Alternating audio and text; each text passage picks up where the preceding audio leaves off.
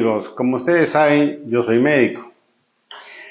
Eso no implica que yo estoy fuera de la política, porque el médico que solamente de medicina sabe, no sabe nada.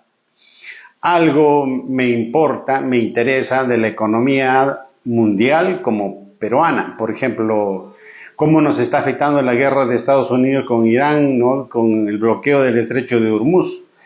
Cómo nos está afectando el tema de la guerra de Ucrania con Rusia, ¿no? Entonces, todo eso nos afecta.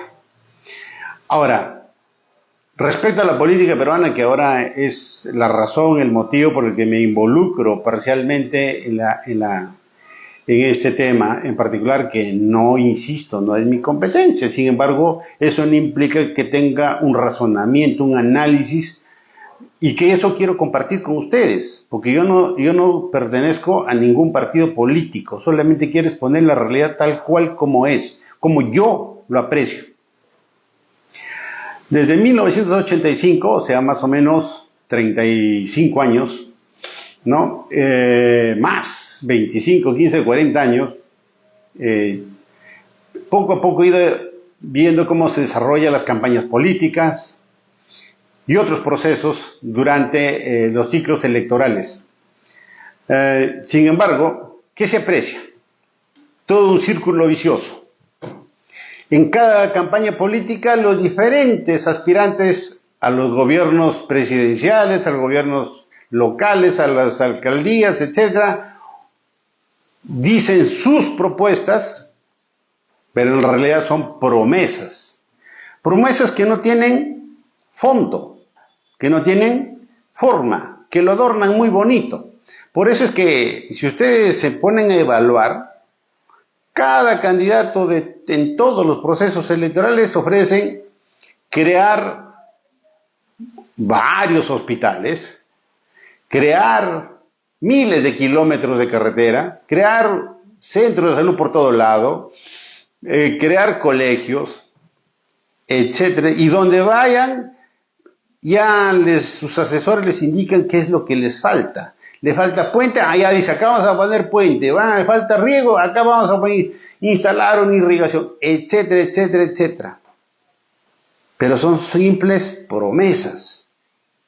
Y tarde o temprano, nos guste o no nos guste el partido que entre, el presidente que entra de turno, no cumple. Así de simple, porque ustedes se ponen a evaluar durante todos estos gobiernos que pueden hablar, no sé, pues los últimos 10, 15, 20, 25, depende de la edad de cada uno, ¿qué ha hecho tal o cual gobierno por el Perú? Conclusión, llegaremos todos sin ninguna duda al margen que seas partidario de la derecha, del centro, de la izquierda. La realidad palpable así, ¿qué se ha hecho? Poco o nada. En cambio, lo que sí se sabe, y es una realidad concreta y precisa, es que cada año se pierde aproximadamente 24.000 millones de soles en corrupción. Estamos hablando más o menos de 6.000 millones de dólares al año en corrupción. Y eso es inaudito. Pero también eso explica, por ejemplo, en esta actual campaña, cómo es que hay más de 30 candidatos presidenciales que gastan millones de soles en campaña. Oye, entonces uno se pregunta, si gastan millones y uno saca la cuenta de su sueldo mensual que van a ganar, que es aproximadamente 20.000 soles, o sea, por cada año más o menos 240, redondeando 250 por 5, vendría a ser más o menos 1.250.000. Oye, ¿y de dónde van a recuperar el resto que han gastado? ¿O son millonarios que no les importa gastar eso por el bien del país? Cosa que la verdad lo dudo. ¿O son santos que entonces no hay necesidad de llamarles presidentes, o en otro proceso electoral se le llame gobernadores también santos? porque están haciendo un bien por el país, porque están gastando su dinero para llegar a hacer bien por el país. Pero si eso fuese así, se vería, se palparía, se vería el progreso de nuestro país. Pero creo que todos sentimos que eso no está ocurriendo. No está ocurriendo, así de simple. Pues significa que la corrupción va a persistir. Ojo, yo no estoy diciendo, señores, voten por tal o cual partido. Solamente estoy haciendo un análisis de lo que prometen, un sinfín de promesas. Al final no lo cumplen. Pero luego todos nos fanatizamos, nos amargamos la vida, nos peleamos en las redes sociales diciendo yo voy a votar por fulano, fulano le doy duro al otro. Pero saquen su conclusión, al término del cual si salió su candidato elegido, de alguna manera directa o indirecta, cuando ha sido elegido el partido por el cual ustedes han votado y ha sido elegido, ¿han sido beneficiados de alguna manera directa o indirecta? Yo creo que la respuesta va a ser no. En consecuencia, en conclusión, yo les recomendaría que no voten con el hígado ni con el corazón, sino analicen, razonen. ¿Y qué van a analizar? Yo no les voy a proponer que analicen sus proyectos macroeconómicos, sus proyectos microeconómicos, qué capacidad de gasto tienen, cómo van a eliminar el gasto corriente. Dicen que van a eliminar el gasto corriente, pero ustedes saben qué implica el gasto corriente. El gasto corriente implica sacar de sus puestos de trabajo a miles de trabajadores dentro del Estado que no sirven para nada. ¿Y esto saben qué va a significar? Miles de personas protestando en las calles. Y eso no va a ocurrir, no va a pasar. ¿Ya? Entonces, por eso la viabilidad de sus propuestas tiene que analizar, pero sobre todo yo creo, eso es un poco más difícil de repente para las personas que tienen mayor conocimiento.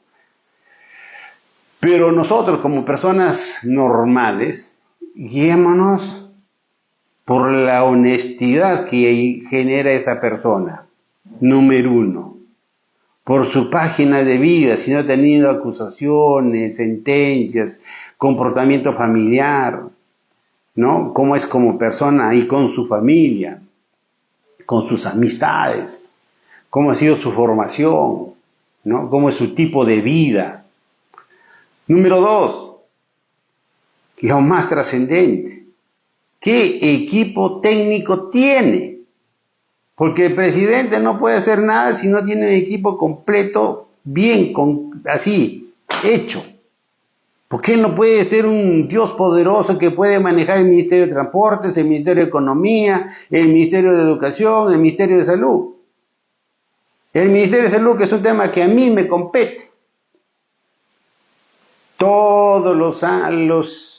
Cada 5 años se prometen y prometen miles de hospitales, miles de esto, del otro. Sin embargo, ustedes son testigos cómo es la atención de salud en cada centro de salud, hospital, Ministerio de Salud, etc.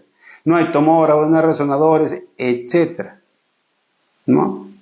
En consecuencia, hay que tener mucha paciencia y mucha calma, mucho análisis, mucho razonamiento, ¿no? Reflexionen profundamente, porque esto no es broma. Es un asunto muy serio para la vida de cada uno de nosotros. Ojo, yo no estoy diciendo que voten por fulano o fulana. No, analicen, razonen. No se dejen llevar por el corazón o por el hígado y no voten contra alguien, ni a favor de alguien, sino voten porque les parece que el mejor candidato o candidata es tal persona por tales razones, según su pensamiento, no según lo que le dijo su vecino, su vecina, su amistad, su familiar, etc. O porque le regalaron un papel, una tacita, lo que sea. No, porque su destino está del país, está por su voto. Así que, ojalá este 12 de abril, como decía el gran famoso Tulio Loza, que Dios nos coja confesados y que tengamos nuestro pensamiento abierto y que podamos votar con tranquilidad y elijamos una persona, un peruano, que realmente sea una buena persona y que tenga un equipo técnico honesto y que la corrupción se corte de plano. Gracias por escucharme.